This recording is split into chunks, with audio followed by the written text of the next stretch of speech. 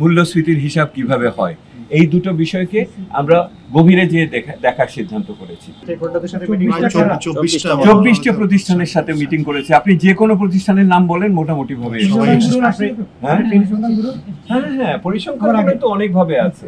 আগামী বিকেলে তো পরিসংখ্যান ব্যুরোর সাথে আমরা বোঝার জন্য আপনাদের বলি, তথ্য উপাত্তর এইখানেই শেষ হয় না, আমরা প্রাতিষ্ঠানিক পর্যায়ে করছি।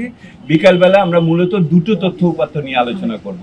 একটা হলো জাতীয় আয়ের প্রবৃদ্ধি হিসাব কিভাবে হয়েছিল, আর দ্বিতীয় হলো মূল্যস্ফীতির হিসাব কিভাবে হয়।